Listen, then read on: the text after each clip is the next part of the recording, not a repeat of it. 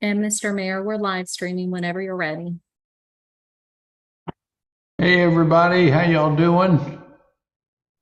Good, Mr. Mayor. Hope you're doing well. Doing great. Incredible, Mayor. I knew it. I knew I could count on you, Councilman. So I'd like to call our budget ad hoc meeting to order. Please join me in a moment of silent prayer as we reflect on and pray for those who were impacted by Hurricane Ian, particularly those folks down in Florida.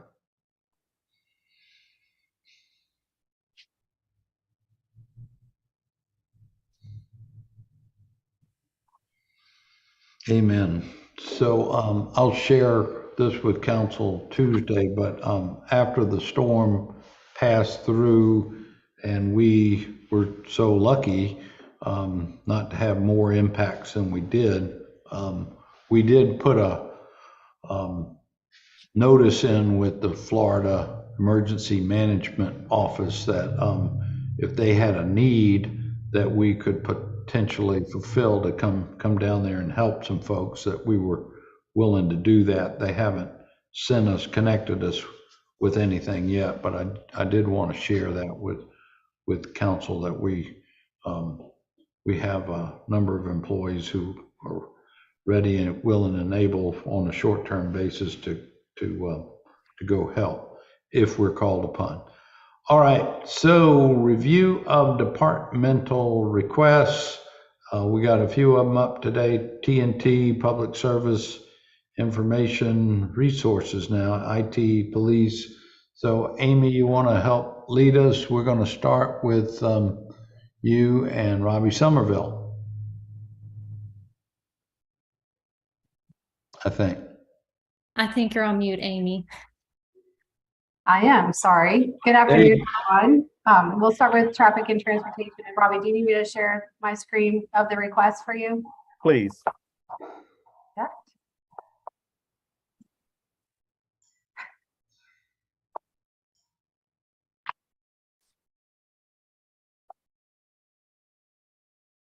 I guess while Amy's getting that, I'll go ahead and get started. And good afternoon, everybody. Of course, I'm sure you're hearing it throughout the city, but of course, our number one priority is employees, and to increase the pay to keep the employees that we have, and also to get new ones. Right now, traffic and transportation, we're down 27 employees. 20 of those being from our parking services division. So we got 20 PEOs that we don't have, including one dispatcher. Our signs and markings division, which is made up really of 7 people, we currently have 3, in which 2 of those are on light duty. So even with the storm that came through, we had to pull our sign fabricators in to assist with the cleanup. So we had them on standby. They were a part of the emergency management team. So we're really hurting on staffing. And I say that we're doing interviews, we're getting people come in. But even at the $15 an hour, they just don't want to do it for the minimal, for, in a sense, a labor-intensive job. So again, I know you're getting that across the board, so I just wanted to point that out. Point well taken. Thank you, Robbie. Yes, sir. So I just keep moving from there? Yes, sir. All right. So the committee approved, the city council approved that multimodal position under Keith Benjamin when he was here with the city. And what we're asking is to upgrade that position to, what is it? Project manager. Yeah, transportation project manager. We feel that we need somebody or the position to really take on projects, within the city as a whole. We have, CTC requests TST request. I've told the mayor, I thought the hardest part with requesting projects to the county was getting approval. And which, we got approval for projects, but now they keep coming back to me asking for this and to manage these projects and it's just very time sensitive. So I think we can work better as a department if we upgraded that position to a project manager position. So I don't know if anybody got any questions about that or. So what's the difference in qualifications for project manager versus the multimodal program manager? I think the project manager is going to be more in line with engineer, a traffic engineer. The multimodal, and it is another grade level up in pay, but it's more of a I don't want to call it a gopher, but it's more of a position to help manage and coordinate versus the project manager will be somebody that will control and manage and complete the project. So I think it's more in line as a traffic engineer.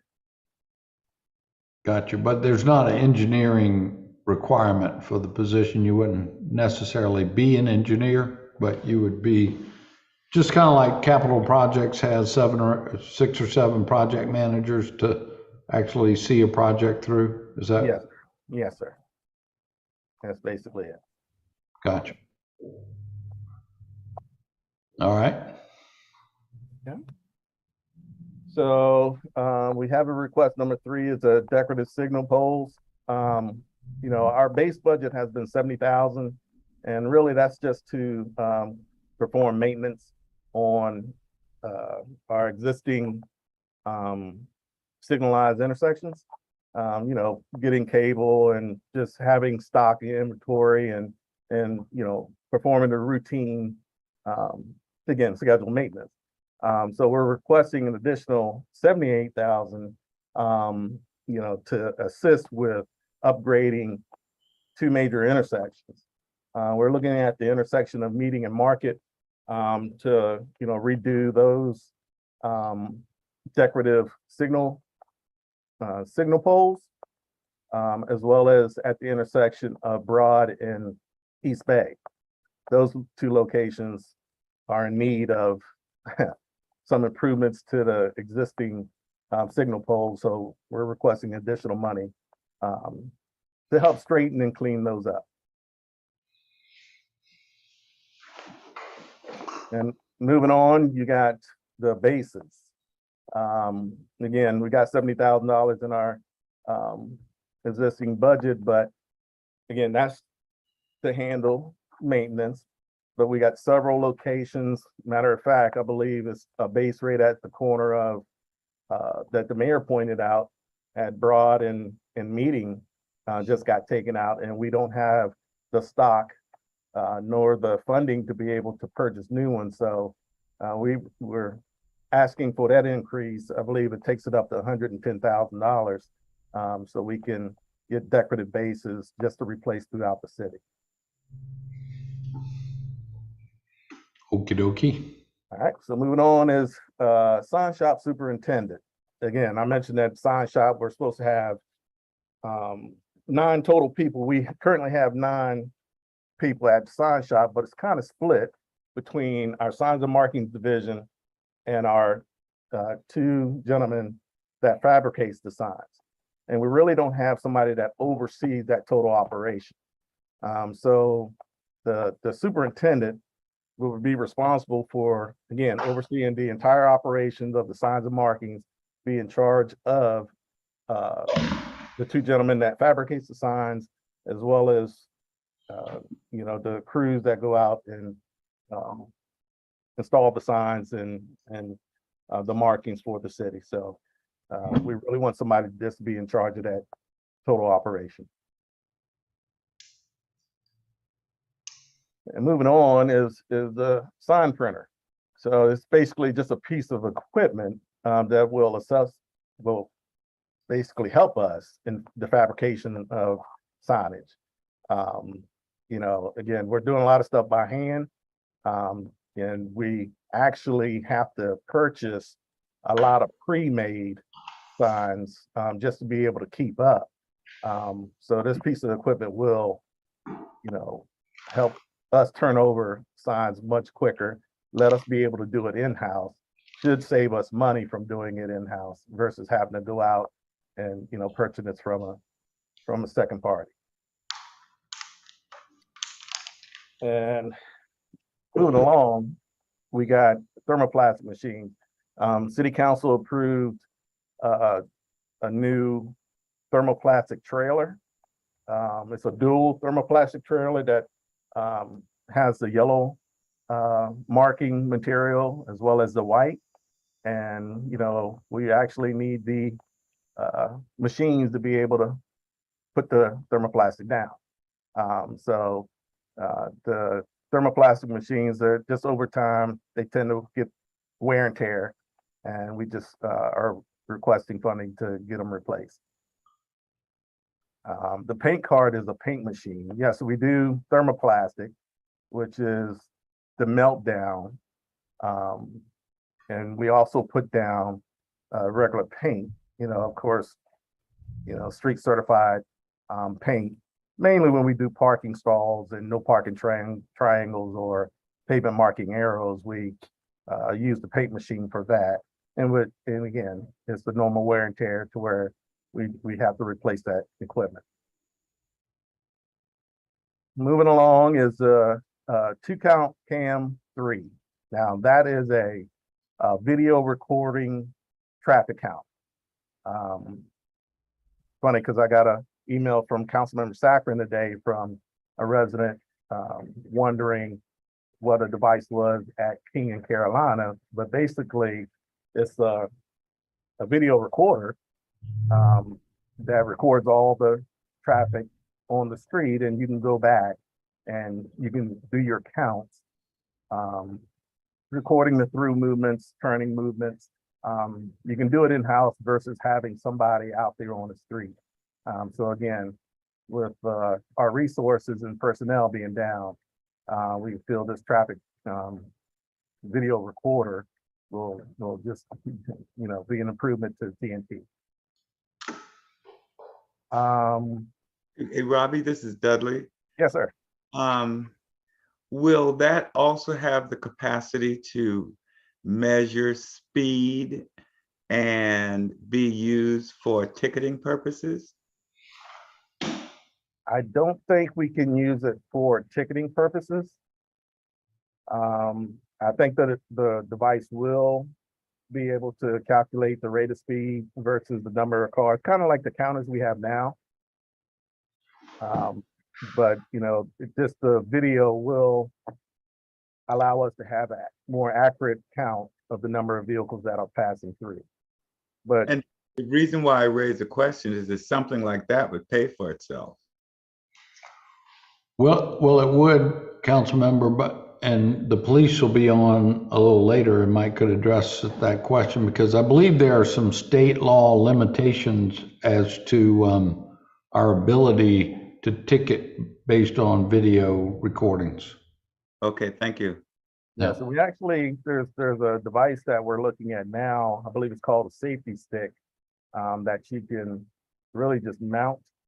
We're looking at it where prohibited zones tend to get impacted quite often. But legal is looking into it to see if, you know, we can use that device or if a officer actually has to be, you know, physically there and issue the citation. So we're looking into that as well. Thank you. All right, permit technician. Wish Tracy McKee was here because she has all the numbers, but as you know, City Council approved our 3rd permit technician. And our 3rd traffic safety inspector. So we got 3 inspectors that are going out and, you know, really making sure the contractors are complying with the rules of the road in a nutshell. So they're going out in the field, they're, you know, doing their inspections, checking the sites, and then they have to come back in and put all the work that they've done into the system. So we asked for that permit clerk, permit technician to actually assist them by entering, you know, the work orders and all the stuff that they're doing into the system so they can spend more time out in the field. Yes, we have, it has been a revenue generator as far as, you know, with the permitting fees, as well as, you know, catching the violators and, you know, issuing citation to the violators out there working without permits. So inspectors been doing a great job, but it's just been tough on them when they have to do the field work, then come back in and do the office work. So. Okay, and I guess from there, we're looking at just overtime. You know, of course, we're trying to get back to the pre-COVID dates with having overtime for, you know, our staff to be able to perform the duties. You know, I'm really concerned about the overtime because with the, you know, again, the reduction in staff, we got to ask more of our existing staff. So overtime pricing might might tend to elevate. So moving on, we have the traffic manager operator. That's our TMC that works under Troy Mitchell. You know, that we would like to have somebody to monitor the traffic management center. As many of you know, a lot of the work can be done from that room. If we have a signal problem, they could monitor it, they can see it, they can make adjustments from that room. So it's kind of more like a real-time response by having somebody in that room to be able to monitor the signals and the cameras. So that would just be a plus for TNT as well. We have the coming St. Philip Street two-way conversion. You know, that's a project that's been on the books for a while. I will say that 362,000 is probably on the lower end because I can't remember if that project was approved in 2012 or it was quite a few years ago, but we are planning to do this in-house. You know, it's going to be quite a bit of work, but you know, city council did approve it, so we still want to try to get this in a nutshell, get the job done. Robbie, do you have a breakdown from back then, or maybe you take a fresh look at if you split it up between what we need to do on St. Philip Street versus Cumming Street, say, in essence, if we were going to phase this and do part of it next year and part of it a year or two down the road, what that might run us? I think we can figure that out. You know, the project had, of course, two-way on Cumming Street, as well as St. Philip Street south of Calhoun, and it also had Line Street two-way. You know, we already implemented the Line Street two-way maybe 2 years ago. We got that in place. And you know, I think Michael Mathis is on a call, and he was very much involved with the pricing on, you know, this project. So we can definitely get you those figures.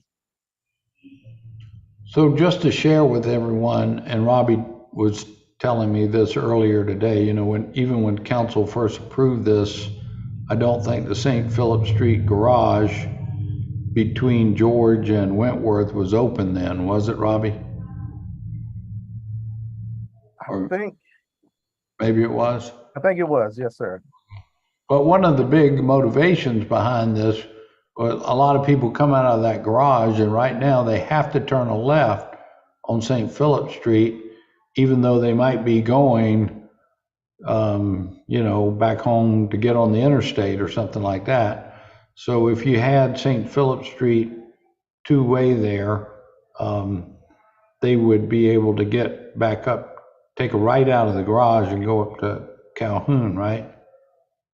Yes, sir. you know, And go ahead, sir. the safety plan by SCDOT doesn't circumvent doing that, does it?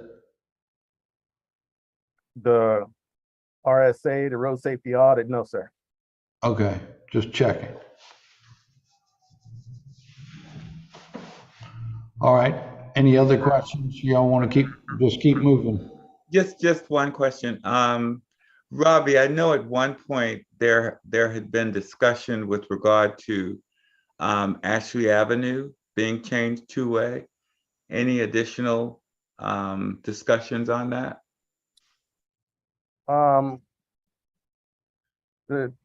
I had a conversation, it was a request from a resident for Ashley Avenue to be changed to two-way, pretty much from Moultrie to September Clark, in which I asked for a letter of request to show that the neighborhoods supported the two-way conversion.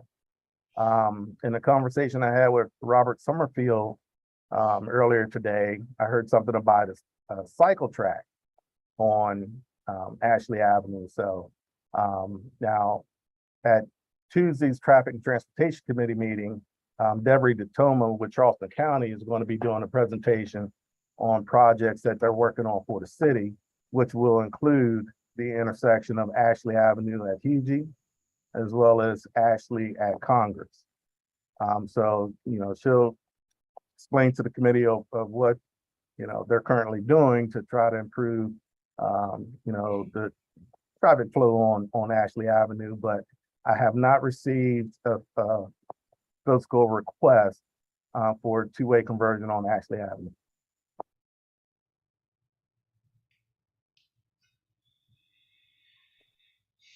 All right, what else you got, Robbie?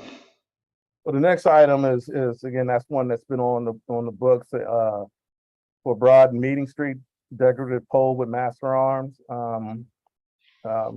The DOT has indicated, you know, that wanting to do improve that intersection by adding master arms there, in which, you know, the city we chose not to do it due to the sight line. But we kept it on the books because we're getting requests from the Charlestown neighborhood for a left turn signal.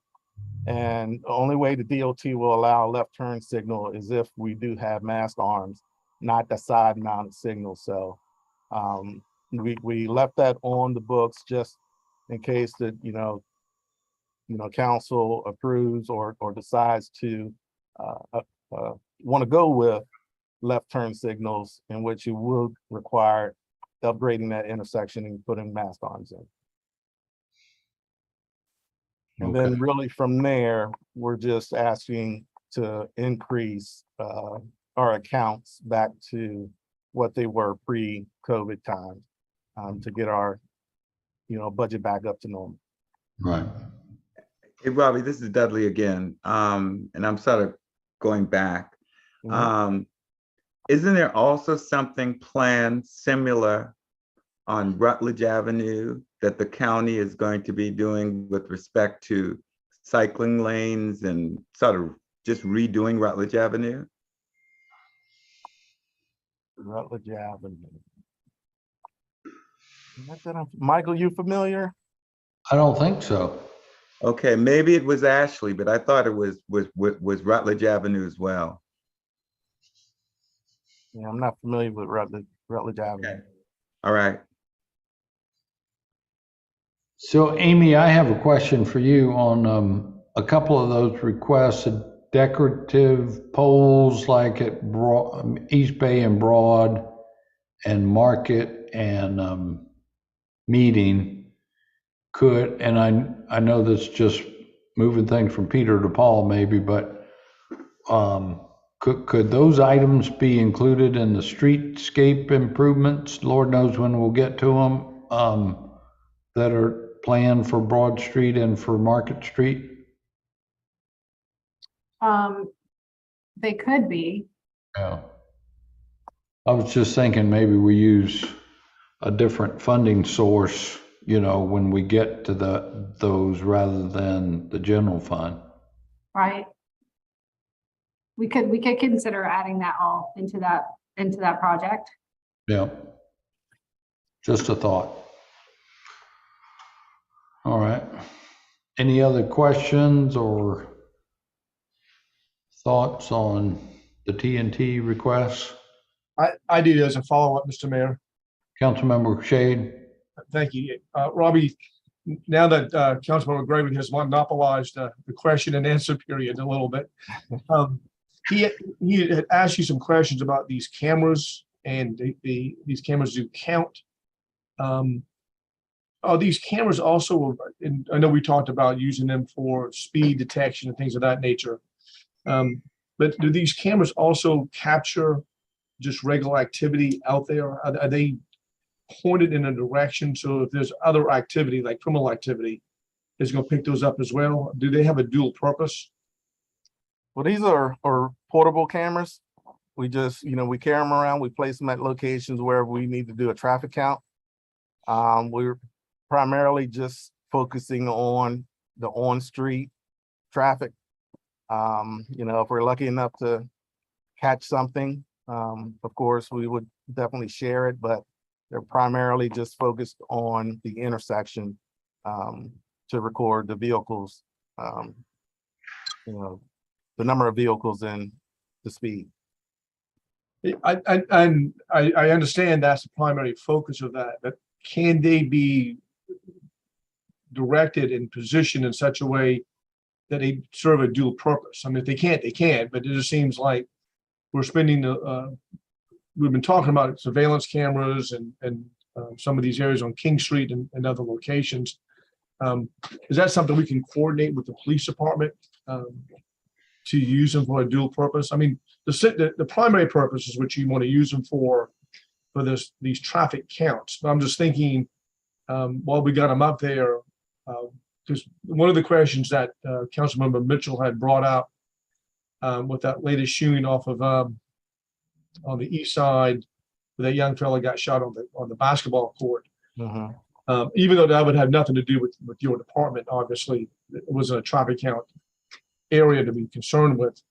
It does seem that if we can maximize the use of these cameras for other purposes, we ought to be doing that. If it's possible, the technology is there, the angle of the camera can be there. I'm sort of thinking out loud and outside the box with you a little bit about that.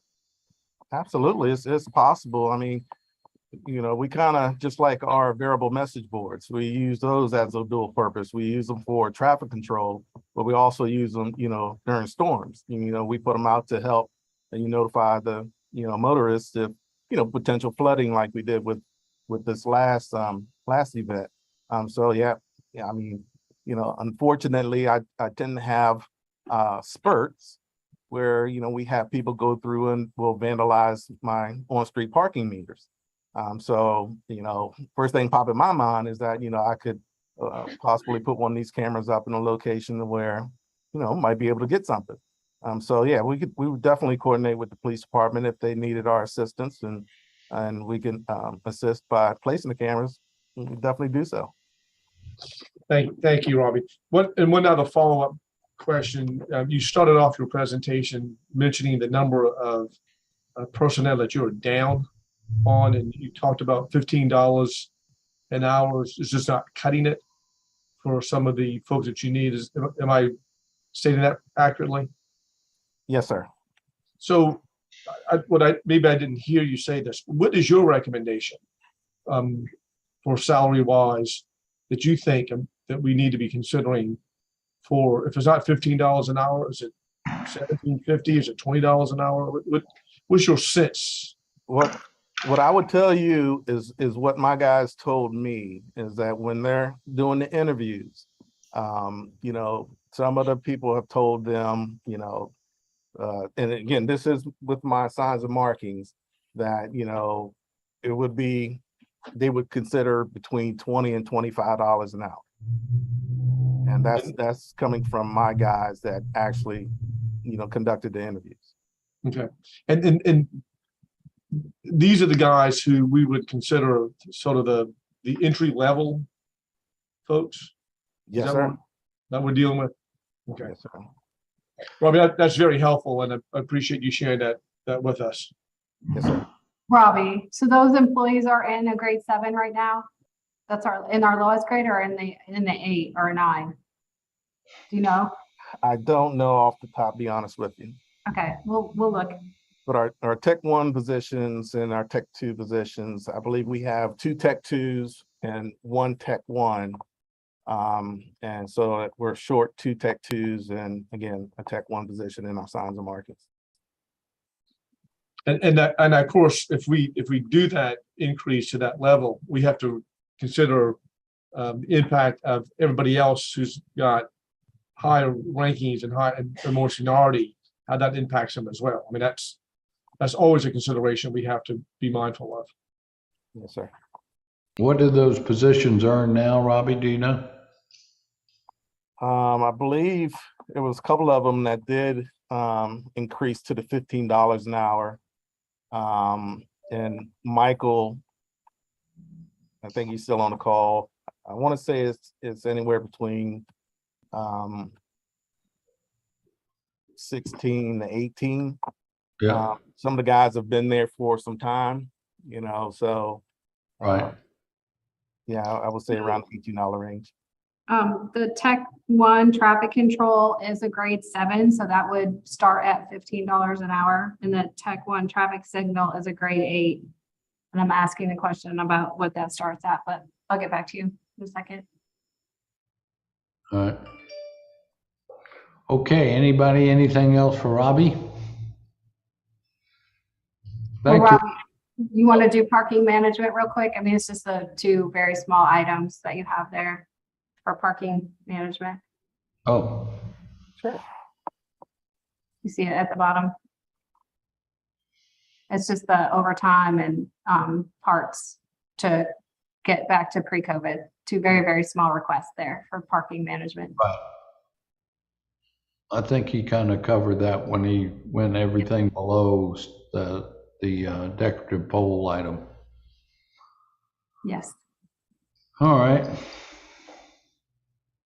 Thank you, Robbie. Appreciate it. Thank you. We got Tom next. Hey, Tom, how you doing? Fine, sir. How are you? Doing great. Good. I've got Matt. Matt's on the call with us also to provide some assistance if necessary. I'd like to thank Mayor, you and the council members, and Amy for her staff and all their hard work. Kind of echo what Robbie started. We currently in public service are down 48 employees, and that's over all our divisions. That's streets and sidewalks admin, streets and sidewalks, garbage, trash, street sweeping, fleet, engineering, and building inspections. So we've kind of had a little bit of luck lately in filling some of these positions, but we continue to struggle, and it's just something that we're working very hard with Amy and Kay to continue to hopefully get these positions filled. So with that, at our budget request, the first item that I'd like to speak about is the reinstatement of the Deputy Director of Operations position. When we split the department between stormwater and public service in 2018, I was the interim director over both until Matt came aboard. And since then, been operating basically by myself, but not really because, in all honesty, Matt Altop, who is really technically just our environmental services supervisor, has been filling the role of our Deputy Director of Operations. And I think I don't have to speak too much about Matt's great abilities and all he does for the city, but I think what we want to do is ensure that we continue Matt's employment with the city. And in order to do that, I would like to really reinstate this position to make it official, because a lot of these duties that you see in the list that we've done, he currently does now. And I think it's just justifiable to reward him for his actions and efforts and his hard work he does for the city. All right. All right. I vote yes. Member Shade. Second. I think we got a consensus on that one, Tom. Yes, sir. The second one I want to talk about is a pay adjustment plan in the fleet. One of the things we've had trouble hiring is mechanics. And one thing we like to do, Ken Granada has set up a very interesting situation in inspections with our inspectors, where as they get certifications, they move up. And basically one thing I hear when I do a lot of interviews too is people ask for as far as advancement in the city. And in some positions, there are opportunities for advancement, but in others, it's just like you get in and you come in as something, and that's what you're going to be for your entire career. So this is an innovative and working very closely with Ryan over in Kay's staff in HR, and this is just a plan we like to do. As they get their certifications, there will be monetary reward for that and allow them to move up and proceed. And also it benefits the city because we're getting more competent and more varied mechanics to do the type work which we need to continue to keep our fleet moving at all times. Understood. But you don't have a number on that. No, sir. No, sir. We're working on that with Ryan and Ben and Ken, and we're working that. And also Corey's helped us a lot with that too. So we'll have a final number for that as we get it. The third item that's in our priority is we want to have a fleet manager. As y'all all know, probably the fleet has undergone many different locations in its tenure with the city. And at one time, Scott Newsom doing an outstanding job of basically overseeing the police fleet and also ours. But when we split the departments, fleet did come back to public service. And Ben DeLucci, who's been here a long time, has served as, just basically the division head for fleet. And we want to formalize that position, make the fleet service manager. And what he would do is the same thing. He's got direct operational control over that, sets policies. He works very closely with Amy and her staff on our lease purchase items and things like that. And I think it's something which is just, it formalizes what's something that it's kind of like out there with nothing right now. And it really helps us kind of have a chain of command in that opportunity. Next, we have an engineering tech position in our permit center.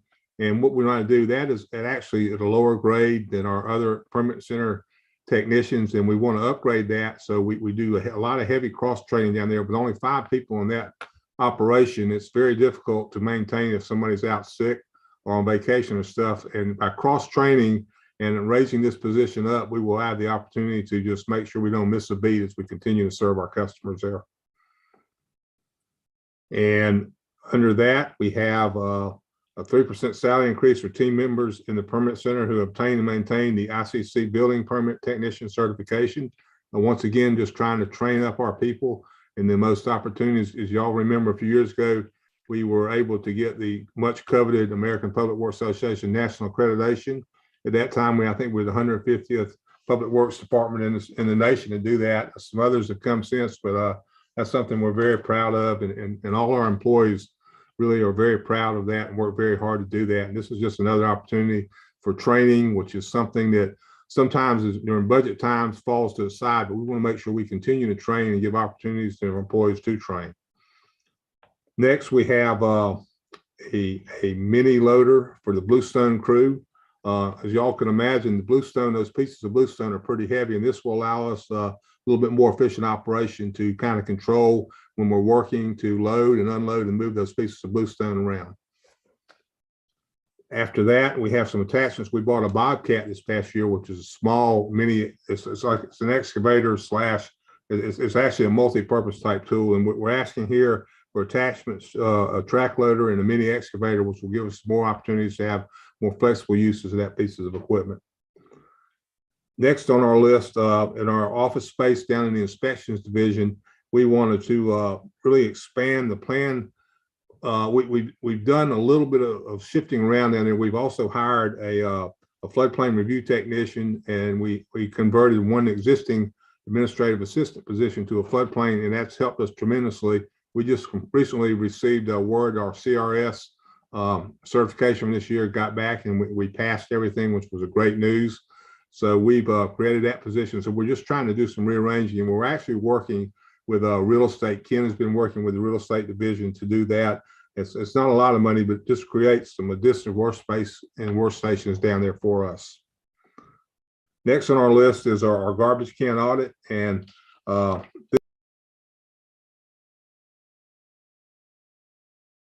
Tom, I think we lost you. He's on mute. I'm sorry, am I back, Amy? I'm sorry. I must have hit it in my hand, excuse me. The next item I was mentioning was our garbage can audit. We did the audit for the areas where the city does the collections. We want to include the Cane Hoy / Daniel Island and Outer West Ash areas so we can complete that audit. And this will allow us to get that audit complete.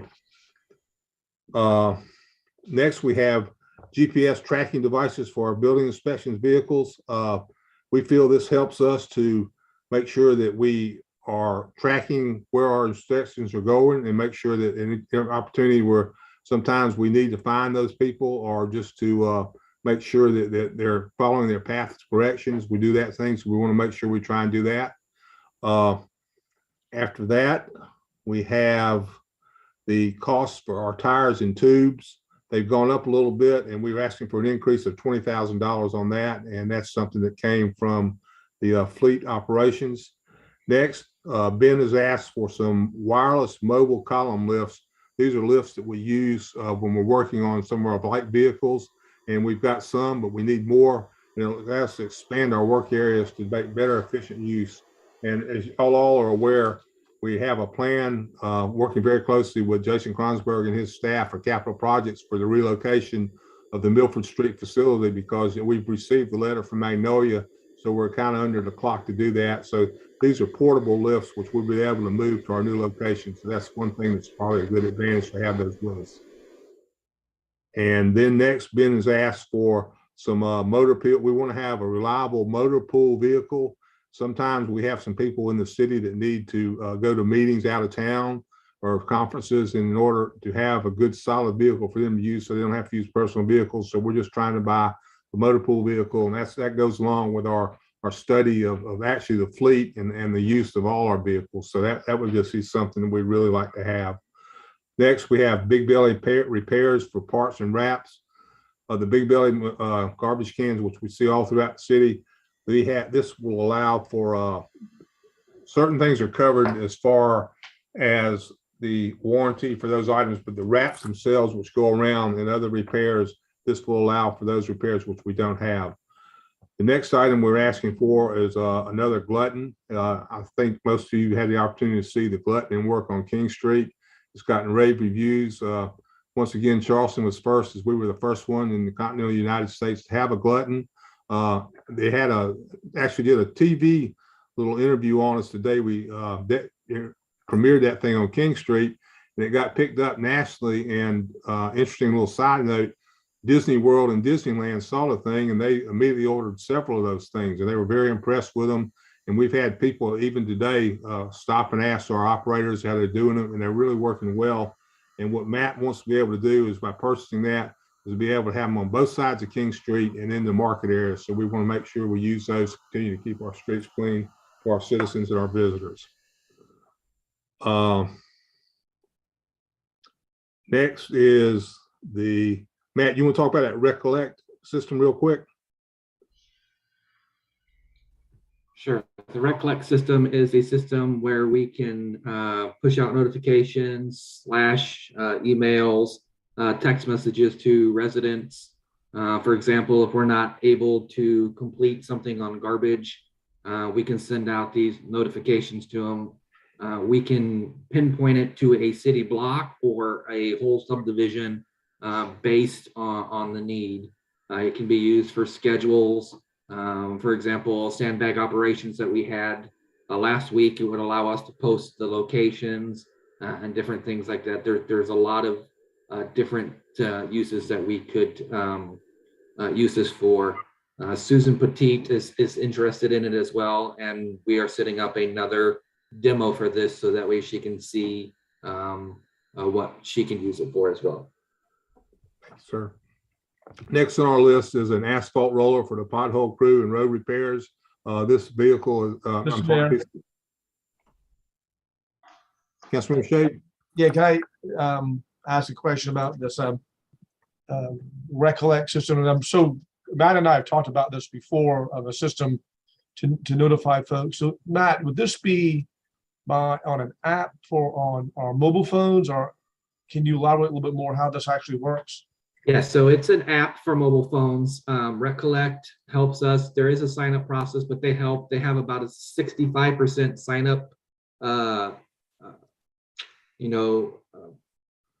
I guess what's the word I'm looking for? Success when they're rolling this stuff out.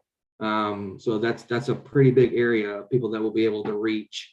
But they can download it on their phone. And if for for some reason we're not able to finish garbage on King Street, we can send out push notification / email or text message saying that the people along King Street will be affected with this garbage delay, and we'll be able to pick it up tomorrow or whatever. So it's just a way for us to get the information out there a lot quicker. So a citizen would have to sign up for this, right? This is, Yes, that's correct. Yep, they'd have to sign up. And this fee also includes the educational piece of that too, to be able to get that information out and help with that part of it. and this is not part of our official city app. No, this would be a standalone app that would coincide with some of the other things that we're doing. It's a part of our routeware system. It's the same company that owns our routeware system, so they kind of can talk to each other, which helps us on the garbage and trash side. I see Tracy's hand up. She might be able to offer a little more information. Tracy? Yeah, thanks, Mayor. I was just going to add that in case it wasn't clear, it's a GIS-based system. So the notices that would go out would be very targeted. So only those people that get impacted would actually receive the notifications for, for if they're running late or running anything like that. So instead of having to send out big blasts to all those that have adopted the app. So Tracy, this is something in addition to the app, not something that's already part of the official app that we have. Yeah, everything that we have, our routes are all GIS based. And so Recollect would actually be able to integrate that GIS data to be able to communicate with residents directly that would be impacted by any changes. So does that make sense? Yeah, and so, I mean, this doesn't have to be limited to just what Matt's talking about. I mean, this app could be, this program could be used if there's a need for a lockdown or some kind of other emergency situation, can it? 100%, yes. Yes. So let me just tell you, I vote for this 100% because I think this is going to make our lives so much more easy. We can notify our constituents and our residents that trash got delayed because, or we will come back tomorrow, whatever communication we need to get out there. I think 90% of the complaints that we get is people just not knowing. And I've shared that with Tom and I shared that with Matt. And I'm so glad y'all have included this in the budget. Thank you guys for doing that. And you got my vote on this as well. This is going to save us $27,000 worth of headaches, I think, if nothing else. So let's get this one done too. Thank y'all. Sure.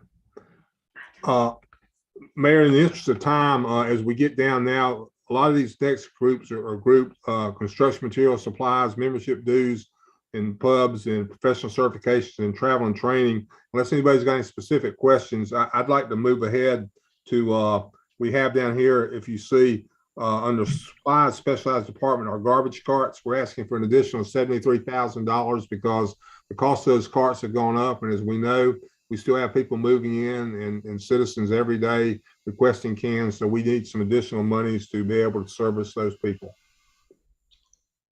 I have always felt like you need to keep an inventory of carts to match whatever the demand is. If you got the demand for the carts, we got to have them.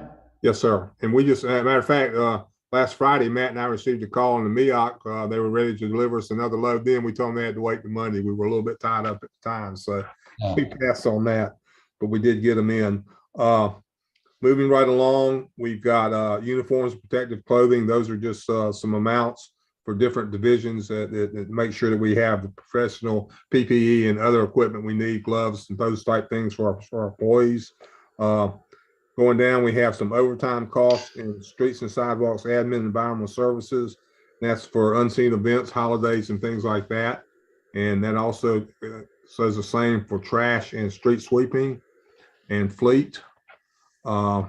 We've got a couple little items for advertising in the inspections division and also for environmental services. And our next really big item is our streets and sidewalks pavement management. That's we're trying to get back to where our pre-COVID numbers, to get back to where we can do operations. And we're working, Matt is working very closely with a team, Philip Overcash and planning the money for sidewalks and sidewalks projects. So this is something we hope to be able to get moving. And those are the type things that we're going to really work on. And we also, the one last kind of big ticket item is we've been approached by stormwater, the stormwater public service suite, which we all share up here. There's been some thought, there's been some new employees hired in stormwater and in environmental, in engineering.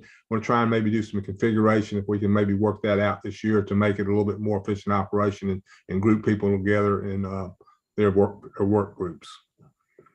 And that's really the majority of the items in our budget. Be glad to answer any questions anybody has on it. So is that an employee? The 70,000 for the reconfiguration, is that for a person or is that? No, so that's for a rearrangement of office space and construction of some cubicles and those type things. I see. Okay, gotcha. Councilmember Waring? Thank you, Mr. Mayor. Mr. O'Brien, you have anything in there for any of those trucks that, you know, one person drives and operates the boom? Our knuckle booms? Matt, you want to talk booms, about how that's handled with the budget? So right. that is in a city replacement program that Andrew and Amy and myself, Corey as well, keep track of. So that comes out of the lease purchase. So how many of those trucks do we have now, and how many do you all think we need? So we have one of those ones that we just purchased, as far as the new style knuckle boom. I believe we have 5 in the replacement plan for next year, which would give us 6 of those. Our plan would, I want to say, I don't have it in front of me, is get it up to 15. That way we could move away from the claws, except for downtown, and just run those in West Ashley and James Island. And that it's much more efficient, much more reliable equipment. So that is our goal over the next 3 to 4 years, is to ramp up to 15. And how much does one of those cost? I want to say it's 231,000. 230. You get a better price if you buy them in bulk? That's definitely a question I'm asking, yes, because we should. But Matt, are you still keeping in the budget or requests or through the lease purchase to do those conversions of the existing trucks to where you put a back door on them?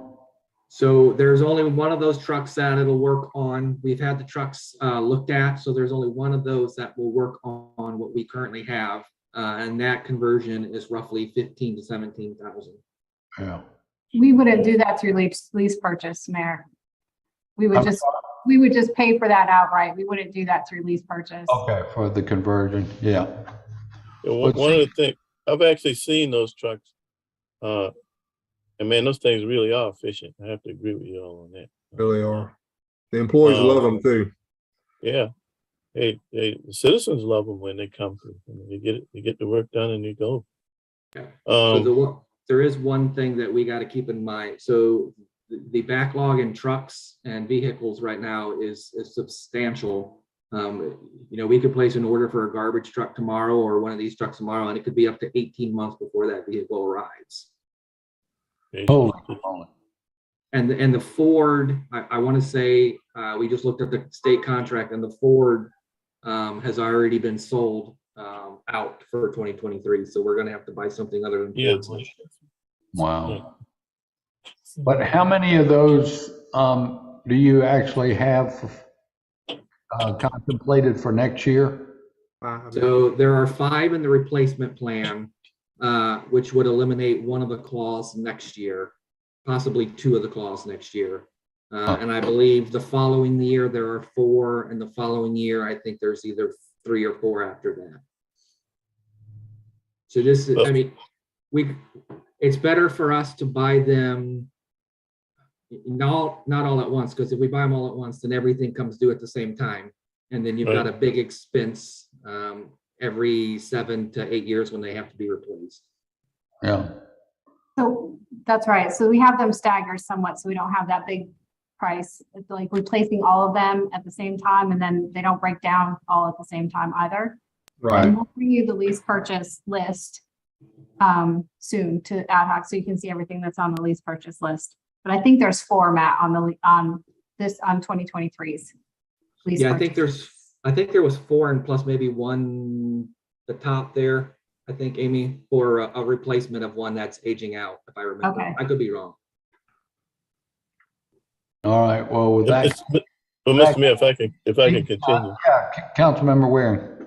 Thank you. I don't know whether this is in your department or whether it comes under Matt's, but when it comes to that small equipment that I think we only have one of them that get into tight spots to clean ditches, will this come through your department, or that would be a request to Mr. Fountains? That's Talking about mini stormwater. excavators, Mr. Waring? Excuse me? Mini excavator, is that what you're talking about? Man, the thing almost looks like kind of like a crab, but it gets in, like maybe a 10-foot area. Yeah, We we purchased this year, we purchased a Bobcat this year, which we use, but that's really the only small piece of equipment we have. No, that's not a Bobcat. Yes, sir. So Something Councilmember specific. Waring, it would come out of Stormwater's budget for that. Okay, piece of equipment. Thank you. You're welcome. Thank you. It's called the Ninzi Muck, I believe. Yeah. There it is. I know we need some Ninja mucks. Let's put it like that. Anyway, Those are hard to get too. Yeah. Well, anyway, thank you, Mr. O'Brien and Mr. Yes, sir. Althoff, for what you do. Mayor, I'd just like to say before we leave that I'd really like to put a word of thanks out to Amy, Corey, and Andrew and Kathy and all the team in budget and finance. We're kind of administratively challenged over here, and they've given us great support in the last year, especially with our budget and everything. I'd really like to send out a shout out and appreciate all they've done to help us. Yes, sir. Thank you for that. Thank you, Tom. You're welcome. Thank you very much. Any other questions or comments from council? Matt, Tom, thank you all very much for the work you're doing. Keep it up. Thank you. All righty. So next up, we got Wes. Talk about some computers, I bet, and other IT equipment. Wes, do you want me to share the request list, or did you have something else you wanted to share?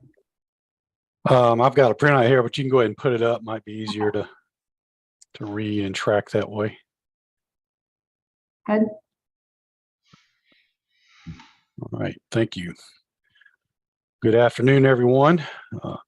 Appreciate your time and allowing me to go through this. And as I get started, I'll also just second what Tom was saying. Again, always thankful for the help and support from BFRC, Amy and Kathy Mercer and her team, Corey Carlson, who we work directly with as our budget analyst. They're great folks. They do a fantastic job. There's a lot of details in everybody's budget, but particularly in ITs, all the piece parts that go in here and the things we have to put together, because it's not just the IT department that this affects. Everything we do is for all the other departments as well, and supporting them, providing them with resources. So I really appreciate BFRC's support through all of this. Okay, so I'll work down through these quickly, and of course, please ask questions at your leisure, and I'll provide the best answers I can. These first couple three, I guess really, yeah, the first three deal with audio video upgrades and additions. As y'all, I'm sure can imagine, virtual meetings and the ability to do comprehensive audio and video has become critical for the city. We've got equipment in just about all locations, but we've got some new offices or office changes that are being made. And then we've got equipment that's been out there for many years is starting to have some problems, having some failures. And we also have some upgrades that need to take place to better facilitate those meetings. So that first item is various conference rooms or meeting spaces that need to have some equipment additions.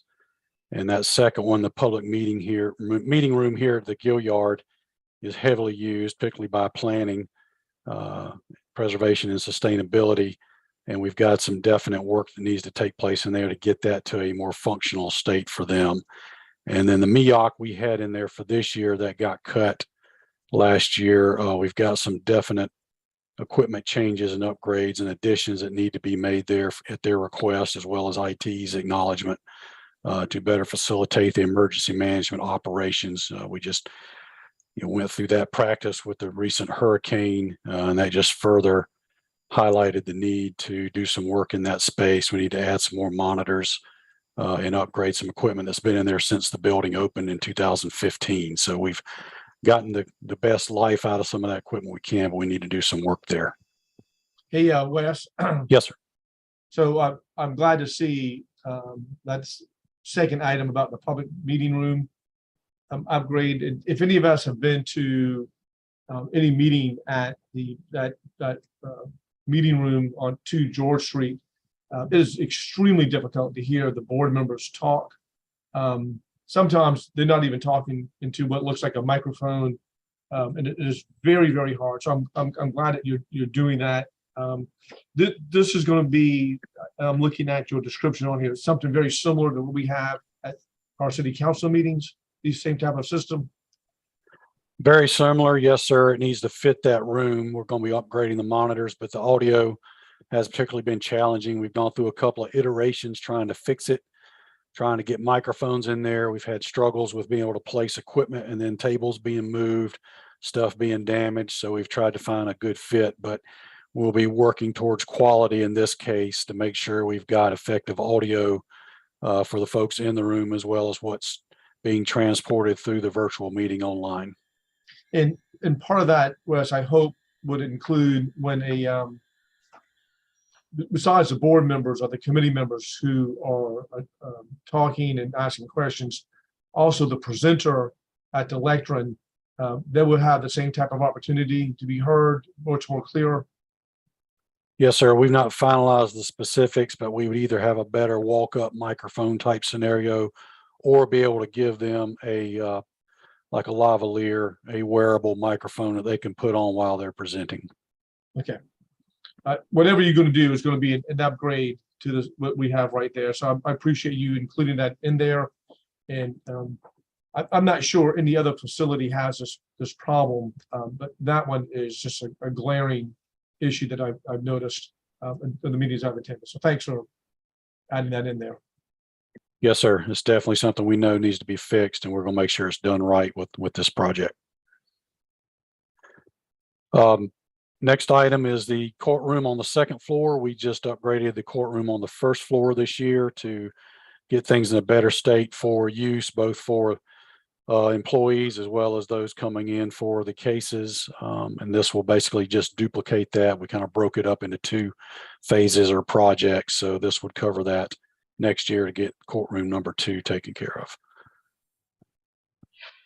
The next item, Tyler Content Management Module. I think as most of you know, we've been implementing electronic document management system for the past 4 to 5 years.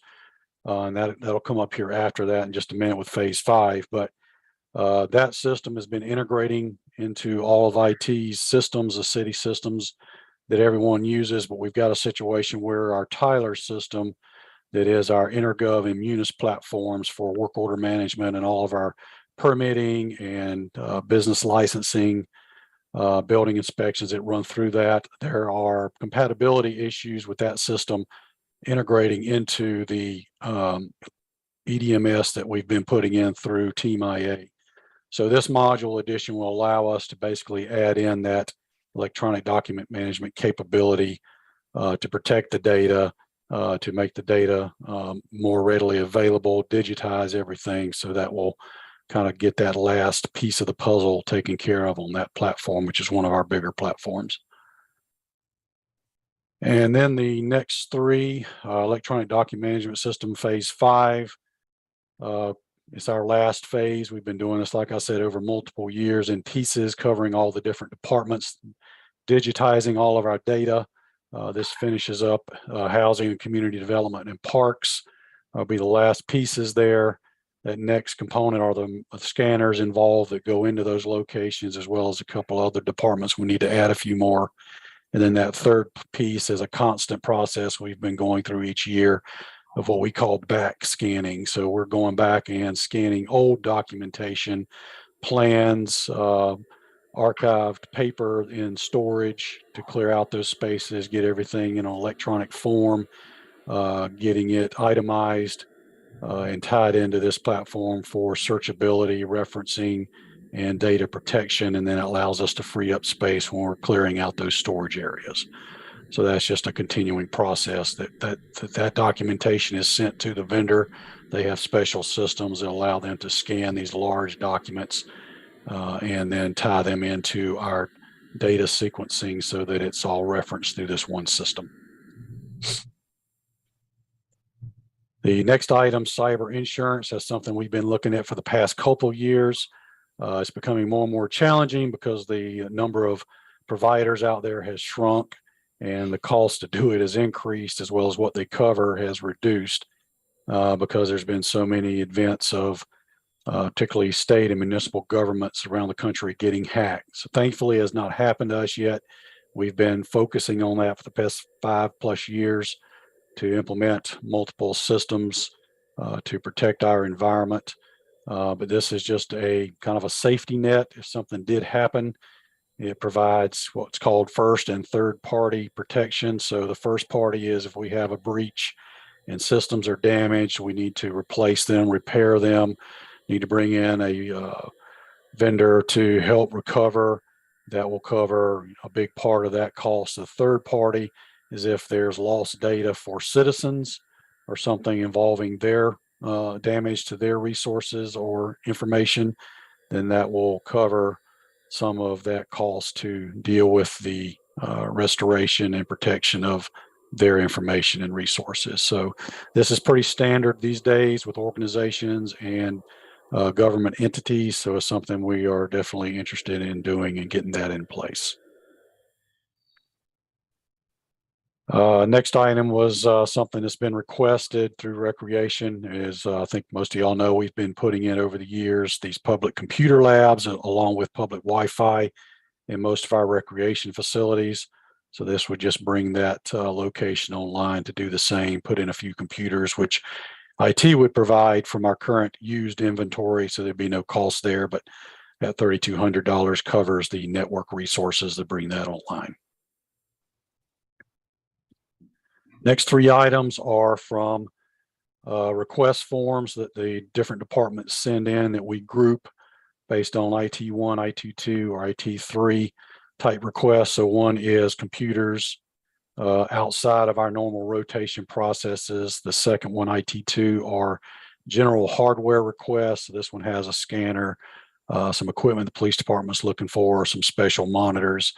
And then IT3 is software request, specific software outside of what we normally provide licensing wise or upgrading. So we go through that very carefully. There's some things we will deny or cut based upon compatibility or applicability to our environment. But these are the items that IT approved and forwarded through for review and approval by council. This next item is significant cost, $395,000. As I mentioned, the past 5+ years, we have focused heavily on cybersecurity. It's the single biggest issue in the IT industry these days. It's definitely something we don't want to have happen to us. We've put in over the past years, thankful for your approval on all the past years of equipment that we've purchased and services and systems that we've installed and brought online. This is kind of the last big puzzle piece.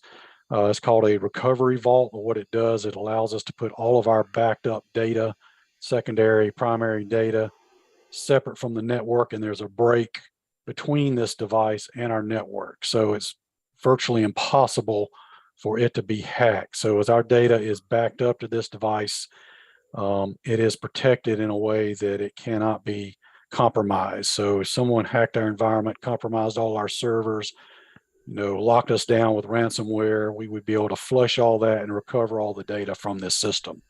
So it's sort of the top tier solution as that final element for protecting our data. We do backups now. We have stuff in the cloud that is protected to an extent, but to just have that complete total peace of mind and fill that last puzzle piece, this is something we want to do to provide the last solid element of data protection against a cyber attack.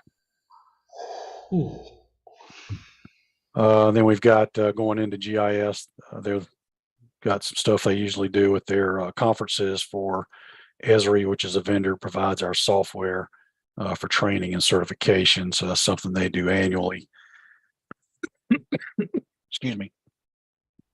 Then this next item gets into public safety, our 235000 account. This first item being 15 new units for the police department. So this year in 2022, we kind of wrapped up our last expansion of police new unit additions to get it in all their vehicles. So that's been a multi-year process. We've kind of really reached that point.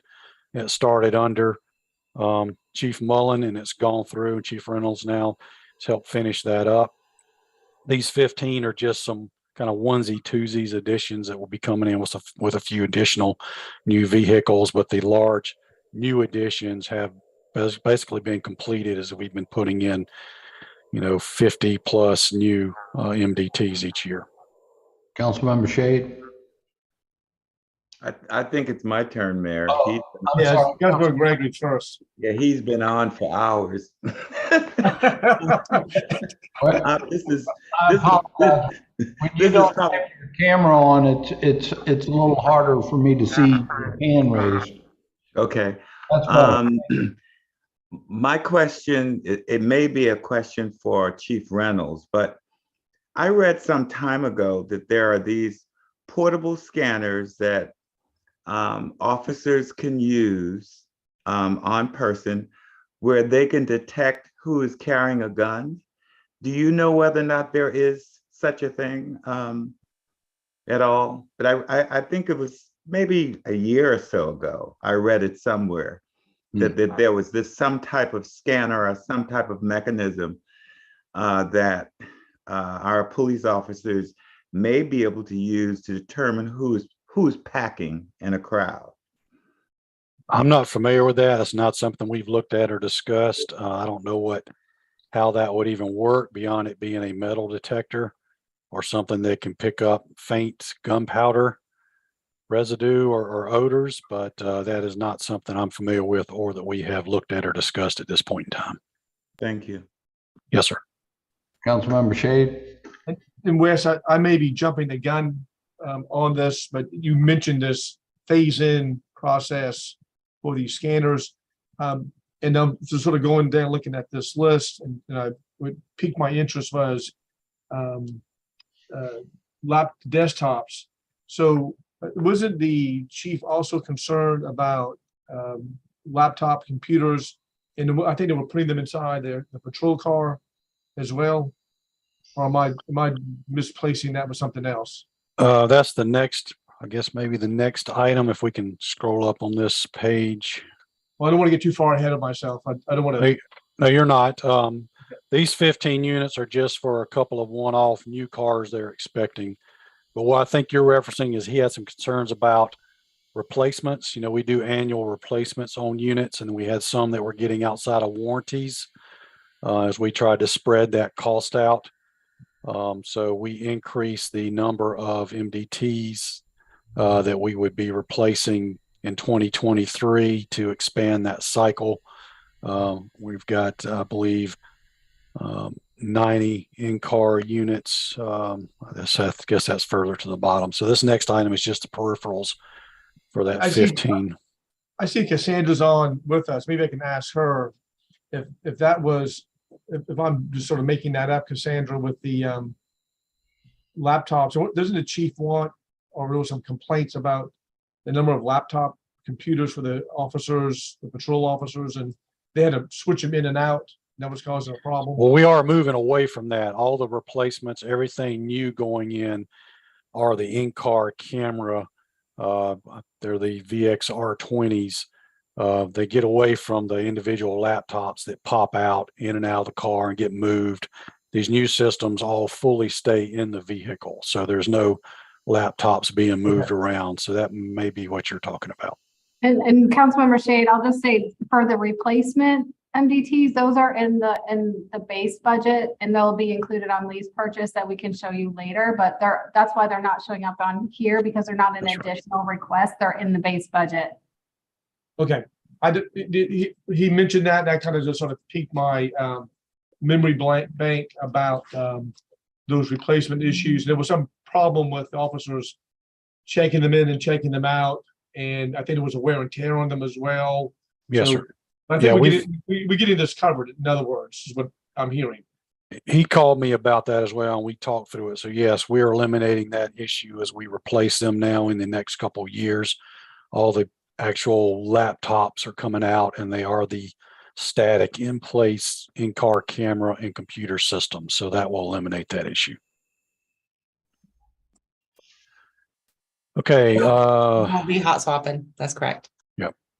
Yeah, it'll get rid of that. And so that eliminates a lot of the wear and tear. So instead of a 3-year rotation cycle, we're looking at taking it to at least 4 years. So that will further reduce our annual costs as we spread out the number of years that we keep the units before we replace them.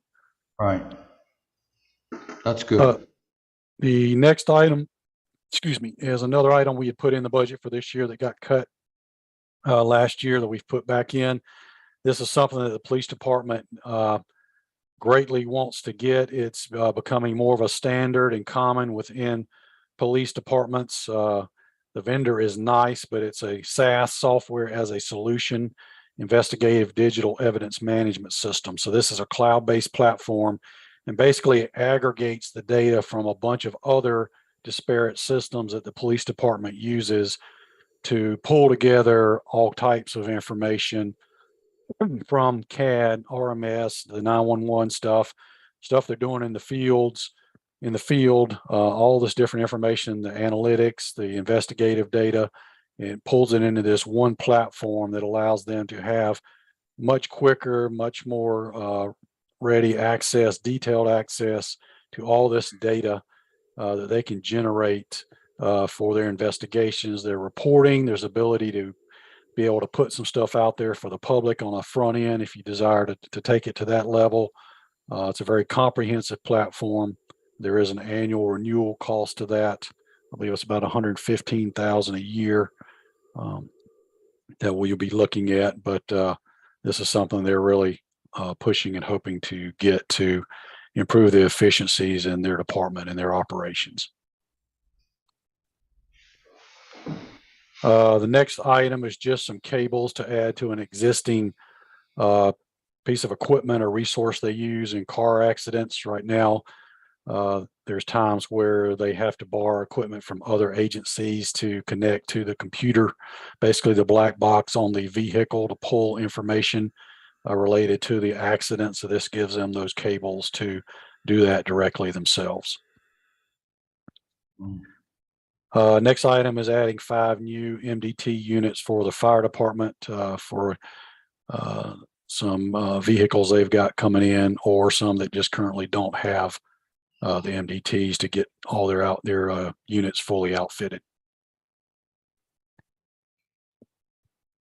The next item down is a request from the fire marshals to replace some desktop computers with Windows tablets, which will allow them to swap out the desktops, and some iPads with basically, it's just a lighter, easier to use version of a laptop with that Windows Surface tablet. And if we could scroll up, please. Remaining few items, fire marshals are also requesting body cameras to basically duplicate what the police department does for safety in the field and things that they work on. So I believe they're looking at 14 of those. The idea is to tie into the current cloud-based storage system that the police department are using for minimal, possibly no additional cost. We got to see what that's going to amount to from a total storage capacity requirement. But that's what they're requesting at this point, the 14 body cameras. And then they're also asking for a 360-degree digital camera for investigative purposes in the field. And then the last item is that is requested labor, third-party labor for installing all of the replacement MDTs that we're looking at purchasing. So actually, I think it's more like 105 total MDTs with replacements and new. But with staff shortages and the total volume on that, it's a lot of work because we're taking in the laptops out and we're putting in the static in-car systems. So that takes a lot more work of installing the mounts, pulling all the cabling, getting all that hooked up, and they just don't feel like they've got the manpower or the ability to carry that out within that 1 year period of time. So they're asking for assistance, and we've priced that out with the vendor that we're purchasing the equipment from under contract to be able to come in and assist them with those installations. And I believe that's it. And Wes, these are all the kind of extras to your normal annual budget, correct? Yes, sir. We have some other items which are annual replacements of some network equipment, printers, the desktop and laptop computers. A lot of that goes under lease purchase usually. Right. But this is the bulk of the outside of that items. How does this compare to what you would have had on this comparable list last year? Total In dollar. cost or numbers? Yes, sir. Oh, goodness, that's a good question. I don't have that number right in front of me from last year. I don't know if budget has that available. It's I'm asking somebody to like Wes. Hold on. I can't do it because I'm sharing my screen. So just hang Sure. on. yeah. I can pull up spreadsheets, but by the time I do that. Yeah, they're looking. Okay. It seems to me this is less than last year. I could Yes, be, sir. It should be lower. We Yeah. had a lot of big ticket items and a lot of elements in last year. So we had it planned for and hoped to reduce it this year. Yeah. Thank you for that. Appreciate Yes. it. All right. Any questions for Wes? Thank you, Wes. Appreciate it. You got a lot of balls bouncing there. Appreciate it. Yes, sir. My pleasure. So next up, Chief Reynolds is Police Department budget and extra things that y'all are requesting for next year. You there, Chief? Oh yeah, there you are. Yep, I'm here, and I think Cassandra's going to have a brief PowerPoint that we're going to follow. Can you all see my screen? Not yet. If you need me to share it, Cassandra, I can. Here it comes. There you go. Okay, can you see it now, Amy? Yep, we got it. All good. Right. So this is just a very high level overview of some of our priorities, our main priorities, obviously to attract and train highly qualified talent, both sworn and our professional staff, hiring the right people and equipping them with the tools and training to be successful, and focusing on public trust, community engagement, and reducing violent crimes. Those are the priorities that are driving our budget. Next slide. This is a high-level overview of the main priorities. The number one priority this year, which is listed on our budget, is to have a contract for a facility study. Our headquarters, I think, is close to 50 years old. And it clearly is not serving the needs of the police department at this time. So this study would look at both staffing and facility needs in the police department, and be connected also via Amy and DFRC to other needs and priorities in the city. But just for example, looking at our site currently, should it be renovated? Should it be demolished and rebuilt? Should we just relocate to another space, and what is available, and begin to explore those in a more tangible, more specific, more strategic way. And that's what this study will be able to do.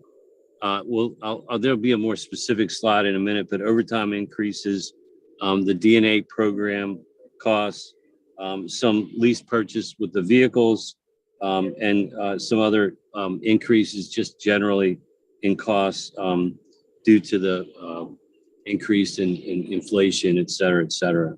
So I think the next slide is a little bit more detailed. So I'm just going to kind of touch on the top priorities. I already touched on the first one, and that is the facilities study. The number two, I'm not able to look at, let me look at my own list. The second priority was overtime. Our current, if you look at the last few years, you look at kind of an average expenditure, there's a structural deficit in our overtime. It's something that, clearly we have to look very closely at, all the categories, where we're spending, how we're spending, why we're spending. But if you look at all the different things that we're doing, and you take out the year that we had the civil unrest and the riot, which was really an anomaly, there was more overtime in that year for a variety of different reasons. But if you kind of average it out, we're about 1.5 million. And so this simply, I think, corrects the deficit and appropriately budgets for those dollars. Another priority is the forensics lab. It's on track. Judy Gordon is an amazing leader. She's worked in great detail with BFRC, with the building of this facility, with the equipping of it, with the technology, et cetera, et cetera. She's been very effective in getting grants.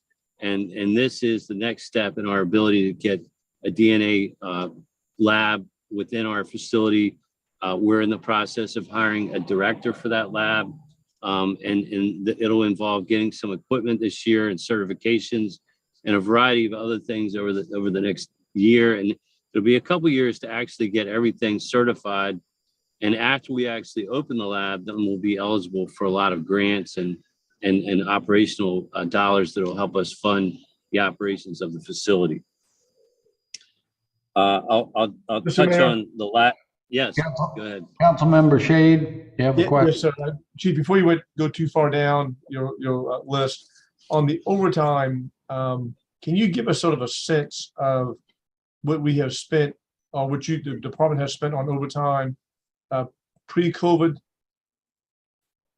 We've averaged about 1.5 million. And again, taking out the 1 year where we were significantly over that amount.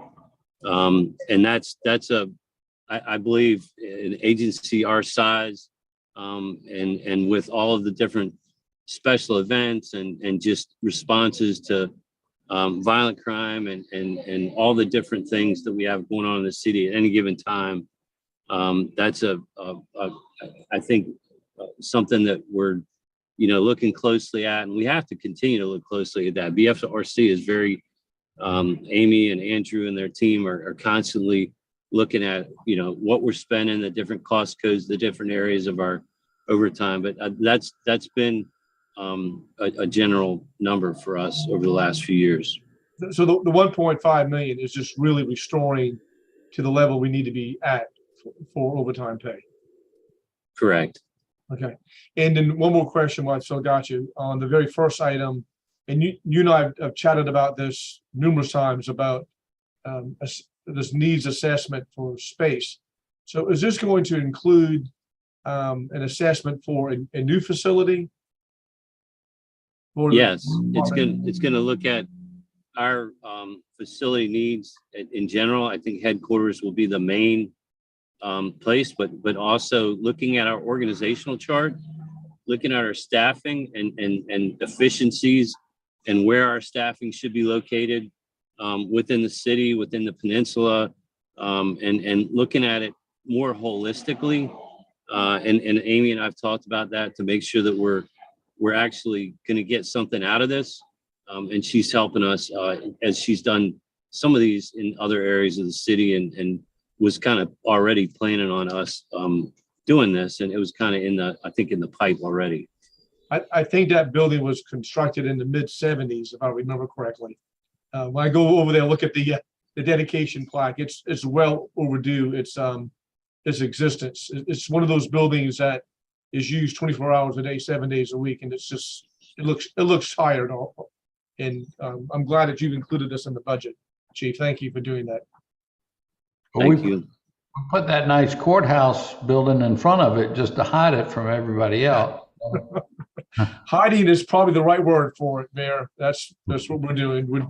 We're camouflaging it right now. Hey, Chief, Chief, the 834,000 for the DNA lab equipment, the text says to begin the accreditation process. With that, is that enough money to actually buy the DNA equipment to run the tests?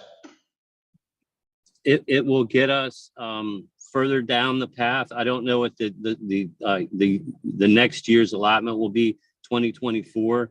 But this is consistent with Judy's plan.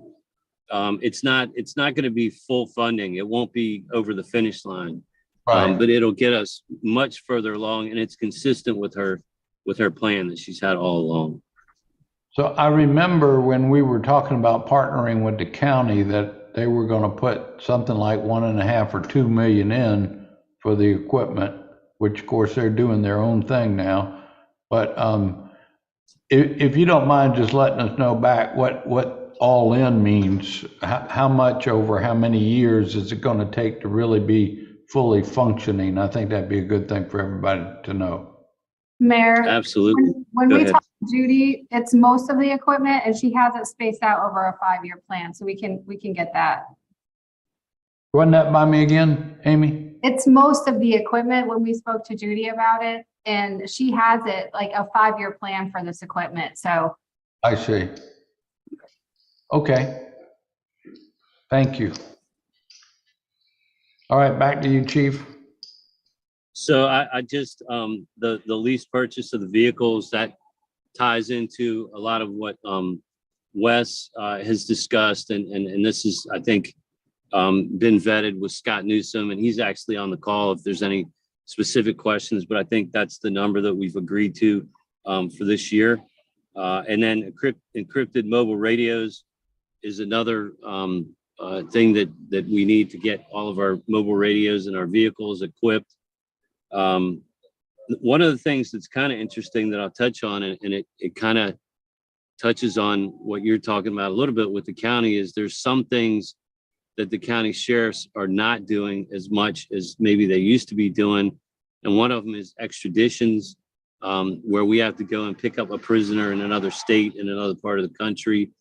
It's not something that is a large number, but we're starting to track and account for some of those things that are being added onto our plate that previously were handled by the Sheriff's Department, but are not currently moving forward, being handled by them. So we've begun to make plans to be able to do that. And I'll stop there if that's adequate, and kind of allow for questions if that's enough for at least for now. Looks like most of the rest are to get things back to pre-COVID and just supplies and increase in costs of supplies and things like that, correct? That's correct. Travel and training, and I believe in here, Amy, is the MUSC program? Yeah, it's on there. I think that's important. I think that's important to mention, Mayor. We've begun to kind of explore how that can be done. The analogy for this MUSC violence disruption program is, I don't know if it's a perfect analogy, but Amy Barge and what we've done with Turn 90, with Turning Leaf, and that program, investing in that, I think we all agree it was a very, very successful effort. MUSC has been doing a lot with violence disruption and violence efforts, and very comprehensively. We have been participating in that over the last couple of years. We've been at the table. We've had a pretty substantial commitment in terms of our people, but we've had no financial stake in a lot of what they're doing. They're seeking grants, but they're also seeking help from some of the jurisdictions, particularly us, that have been impacted by the violence. And I think that, Mayor, we talked about making sure that we have some stake in that effort. It's been a very substantial effort on their part.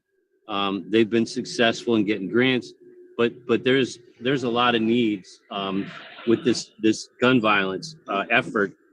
There's a lot of lives that are impacted, and we believe that it's something that we should participate in actively and fiscally. And so that's also listed in here. If there's any questions on that number, we agreed to put $50,000 into that effort in partnership with MUSC and a lot of other people that are collaborating and working on that initiative. Great. Thank you. Councilmember Waring. Thank you, Mr. Mayor. Hey, Chief, how you doing? I'm good. Thank you. Good. How are you? Good. One of the things I kind of want to touch bases on, for example, overtime or anything dealing with personnel, have you and your team ratcheted down on enough to be able to determine how much of that is, I'm gonna call it in the tourist district, King Street area, and obviously some of the other, that can be possibly, and Amy help me out here, but maybe some of this can come out of the tourism dollar funds that the city collects versus the general fund. So, Councilmember Waring, if they're charged directly to the hospitality fund, then any of their salary would be paid by by hospitality. So I don't know which officers are. We'd have to look at it with the police department. So That's what I meant. That type of collaboration has that been taking place for this budget? So Councilmember Waring, we have been working with payroll, and we're kind of doing somewhat of more of an in-depth in the weeds analysis on our overtime being reported each pay period. Myself and Deputy Chief Walker, as well as the captains, are actually looking at how we can kind of determine where that overtime is being expended, especially when you're talking about the specialized details, the King Street, Right. The evening. Yes, sir. We are working on that. I know. With the electronic timekeeping, and not to get off point with Amy, I know that she knows that those are some things that'll kind of improve on when we do get a different software too, potentially, but we are looking at that and trying to determine. All right, great. Thank you. All right. Any other questions for Chief Reynolds or comments? Well, Chief, thank you. Appreciate all y'all are doing. I might have an idea for you about a location for the future, but we'll talk about that sometime soon. All right. Thanks to Andrew and Amy for kind of being patient with us and working with us and getting this budget teed up. And I would be remiss if I didn't thank Wes. Wes's budget is very closely tied to ours, and we're just grateful for all the support that we've received. Absolutely.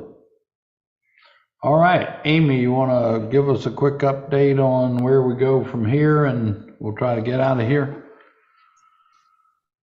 Yes, sir. So our next meeting, not next week. I was trying to schedule some extra meetings. I sent you all a doodle poll. If you could fill that out for me, that would be great. So I can maybe try to schedule some extra meetings. But the next meeting, we'll start going through all the requests and the revenues as well. Start talking about the revenues as well. I just feel like we need some extra meetings. So hopefully you can get back to me on that. Sorry, I'll come on camera. Thank you. That's really where we are. So storm kind of put us a little bit behind.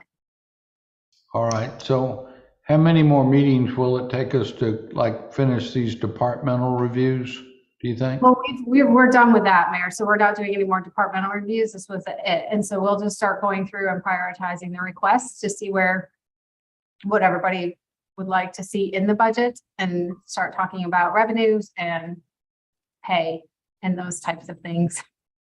Gotcha. Yeah. So. All right. So yeah, y'all let Amy know when we're available so we can keep on. We're making progress, y'all. We're getting there. One of the selections, one of the options I gave was Monday, but just don't worry about that one now because we would have had to have got that to the paper today. So there's not enough time to have the one on Monday, but all the other ones, if you could just reply, that would be great. Okay, terrific. All right, anything else for the good of the order, anyone? Hearing none, we stand adjourned. Thank you all, and we'll see you. Hey, we have a Moja event out on King Street from 6 to 9 this evening, and come out if you're available. It should be fun. Some good music. Motown tonight, I think. All right, see you.